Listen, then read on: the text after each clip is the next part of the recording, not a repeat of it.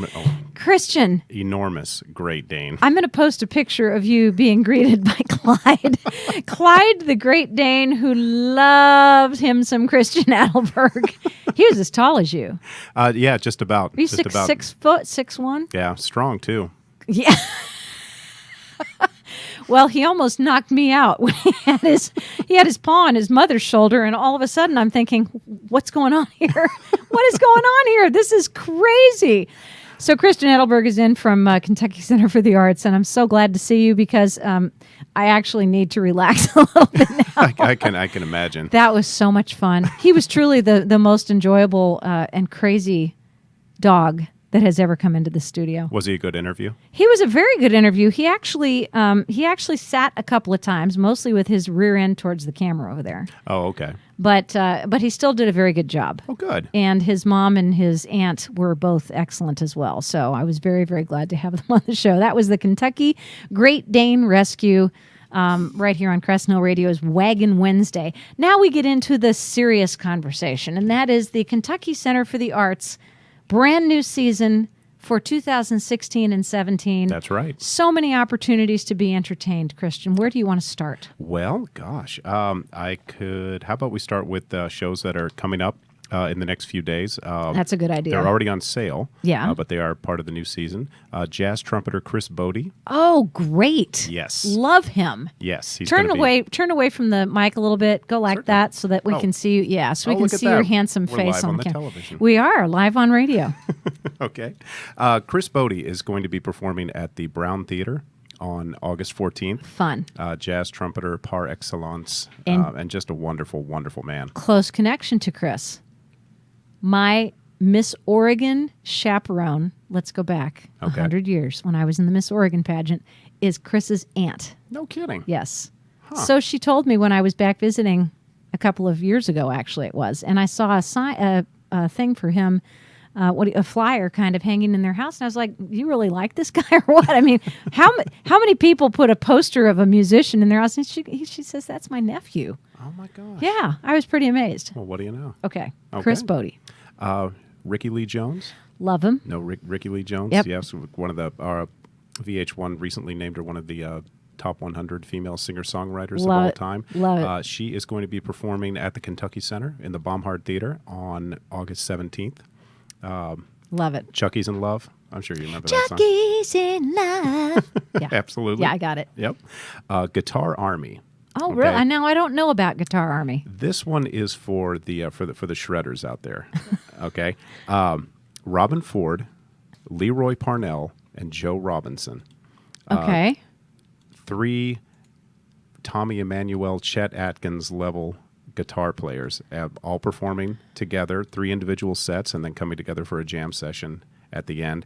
Anyone who enjoys guitar, anyone who has a history of loving Tommy Emmanuel, loving Mark Knopfler, loving Chet Atkins, this is definitely a must-see. I saw Tommy Emmanuel last year, Yes. and he was incredible. Yep, always is. So my friend John, who lives across the street and is my dog's uncle, is also a guitar player, and he would kill to hear those guys. Well, He maybe we could give some tickets away. Maybe we could give some tickets away, and we'll see if he calls in time. There we go.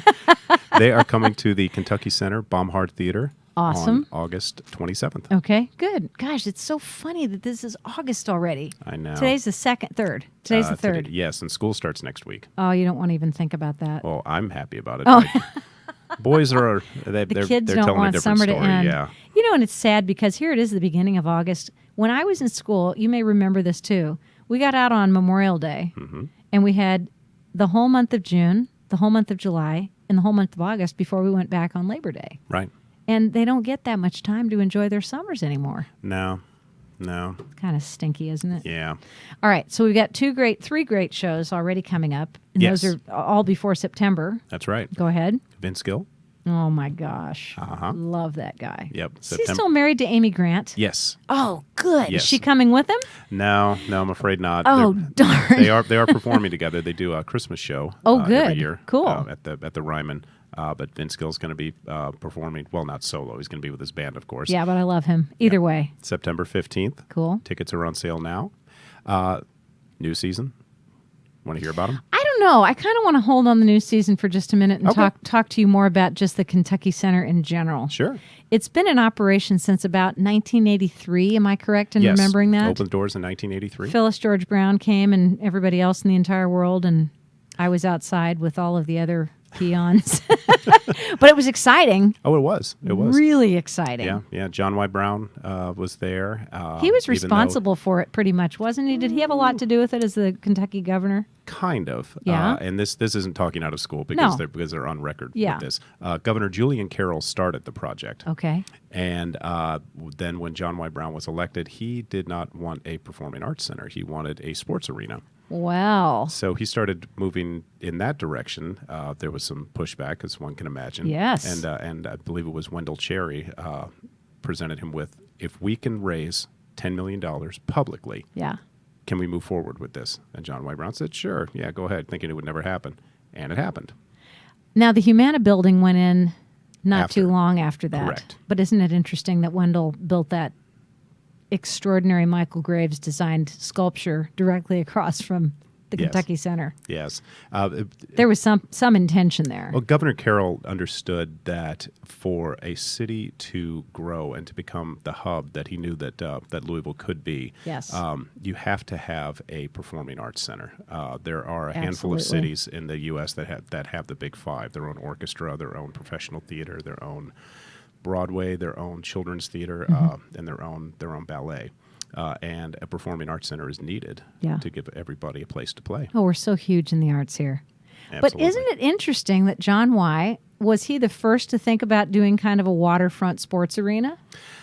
I don't know if he was the first to think of it, but he was definitely the first to act on it. And here we have the Yum here we Center. are. Oh my Yeah. gosh, it's amazing. Yeah, I knew somebody years and years ago who wanted to take the Big Four Bridge and create shops and restaurants all the way across. Interesting. The problem was the city would sell it to them for $1, but they had to paint it, which would have cost about $3 million back in the day. Okay. So that kind of fell through. Yeah, However, it's a great pedestrian bridge now. it is. I It love is. it. Yeah. Love going up Yeah. there. And it's done so much for Southern Indiana I too. know. It's really it's amazing just how much that's opened everyone on this side of the river's eyes to how wonderful Southern Indiana is. Yeah. And given Southern Indianians a chance to come across the bridge and not be afraid of Louisville. Absolutely. Yeah, because it's really a small town effect in Jeffersonville and Clarksville. Definitely. And then all of a sudden the big city. That's right. And I think it exposes everybody to each other's better sides. So that's pretty cool. Yeah, it's like Andy Griffith walking across the bridge and ended up Mayberry. in Manhattan. Yeah, it is. Green Acres.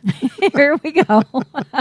So the Kentucky Center's been in operation, as we said, since 1983. I'd love to know the difference in the operating costs back then and now. I bet it's pretty phenomenal. I have come across some documents on that, and yes, it costs a bit more. When the Significant. center opened, there were I think 6 full-time employees that Wow. were there because being a presenting house and not a production house. Right. That means that the acts come in, they bring all of their stuff, everything gets set up. When they're finished, everything gets torn down and they move on. And now you have unions and they set everything up for the acts, right? Yes, A lot. Yes, we are a union shop, but now there are. What was the latest count? 92, I believe, full-time Employees? employees and Crazy. 50 part-time employees. Oh my gosh, that's incredible. Yeah, and it keeps getting bigger. How many shows a year go through the KCA? Oh gosh, on the Kentucky Center Presents side, which elevator speech, Right. real quick. Go ahead. Well, I choked to death. Go ahead.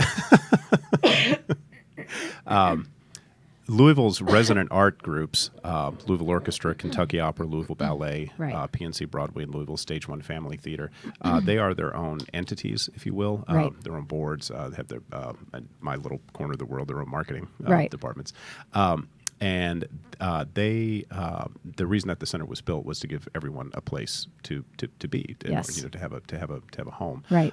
So they're the resident companies who set their own programming and their own dates, and then after those dates are chosen, the dates that are left, Kentucky Center Presents programming comes in, and we see what acts are touring, who's out there in the world, what the opportunities are to bring different performances in. So then those acts are booked. Then over and above that, there are rental clients that come in that pay flat fee for the use of the hall, for use of labor, production, marketing, everything. So then there are those dates as well. So all told, it's easily 500 events. Amazing. that go through everything from ticketed, seated theatrical events down to birthday parties. You could literally go to KCA every night and some nights see 4 or 5 shows within the same building. Yes. Because we've got the Mex, we've Right. got the Baumhard, we've got the big theater, Whitney Hall. We have And then the Kentucky Center also manages the Brown Theater. the Brown. Right. That's right. And there's been one night in my 4+ years that all of the theaters were occupied at the same time. It was Crazy. really neat. Well, you guys have somehow managed to keep parking under control. I don't know how. That's a huge parking area underneath the building. It is. And there are quite a few great parking areas around, the neighborhood too. Yeah, well, there are the 2 garages that Yeah.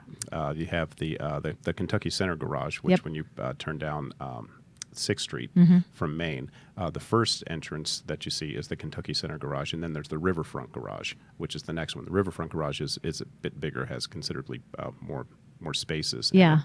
But between the 2 of them, there's capacity to fill the entire hall twice over. And then there's Main and Market. There's that nice little garage on the right as you go up. And then there's the surface parking lot. I mean, I know them all. I know them all because I usually get there late. And I have to find a quick parking space and run up. I'm going to play a song real quick, Christian, and nurse my poor sore foot. I had an accident this morning. Oh, gosh. Came back from the dog park. Everybody was dirty, had to be hosed, went down to my neighbor's patio.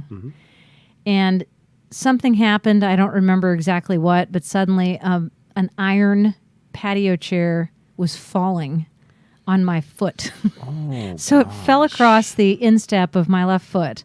And I've never seen anything like this, but it looked like somebody had blown up a baggie under my skin. And I swear to you, it was 2 inches high. Oh, my gosh. And I just screamed. I mean, my neighbor came out. She saw the same thing. She was out there, actually. She was standing there talking to me when it happened. And so I limped up the stairs, took the dogs inside. We went to the hospital, and there I spent most of my day. Oh, no. Nothing broken. Amazing. And it took about 6 hours for it to decrease. I thought they were going to say we have to drain it, and I was praying that wouldn't happen. Right. But no, it didn't. So gosh. went home, put some arnica on it. It's still really swollen, but doesn't hurt nearly as much. What I have to do right now is get up and stretch my legs because I was in a hospital bed most of the day. I understand. So at 19 minutes past 5, a quick look at traffic before we go. We still have a few accidents that are rolling around on the Waterson Expressway, so please use extreme caution, especially if you were out driving. And was it raining when you came in, or was it spitting? Or A bit, just a depending little? on where you. I drove through sun and rain. Did you? It's a strange time of year, isn't it? Yes, it is. You never know what it's going to be. If you don't like the weather, just wait 20 minutes. Wait 20 minutes. That's the truth. On 265 over in Indiana, just about 15 minutes ago, 2 lanes are blocked from an accident on the Lee Hamilton 265 West at Highway 111. And if you live in Indiana, you know exactly what that means. A backup from 64 all the way to 65. On 71 out of town, Zorn Avenue at 71, an accident reported. Downtown, we have a wreck that has come in right at South 1st Street. And we also have that strange area between 1st and 2nd on Broadway where the road surface collapsed and MSD is working. Can you believe that? Is that what happened? Yeah, 'Cause Broadway. I got stuck in that traffic. Yeah, that was it. Broadway between 1st and 2nd. On the Waterson Expressway, an accident has been registered west at Newburgh Road. We have another one that Taylorsville Road at Pee Wee Reese Boulevard has been closed because there's a gas leak. We said there were all kinds of weird reasons for trouble today with the traffic, and it's gas leaks, road closures, cars upside down, and of course, the surface road collapse, which I find just unbelievable. Where was that? Did you remember? I think it was 1980 when some streets blew up downtown. Well, now there was another. It wasn't 80. It was like 90. It happened again? Well, yeah, we've had those, we've had things just pop the manhole covers right off. Oh, my gosh. I think there were some of them, if I'm not mistaken, near U of L. Okay. Some of those that just blew all of a sudden. Yeah. It could have happened in 82, but I think that the one I remember the most was in 90. So accidents reported in and around the area, and weather, well, surprisingly, we have a little bit of rain. 60% chance of showers and thunderstorms tomorrow with a high of 89. Really, really hot on Friday. 30% chance of late thunderstorms, 92 the high. We'll enjoy a couple of days of upper 80s with a 30% chance of showers mostly to our south on Saturday. Less humid on Sunday with 87 the high. And Monday, 89 with sunshine. Tuesday and Wednesday reaching back up into the 90s. Let's give Lonnie Mack a listen. What do you say, Christian?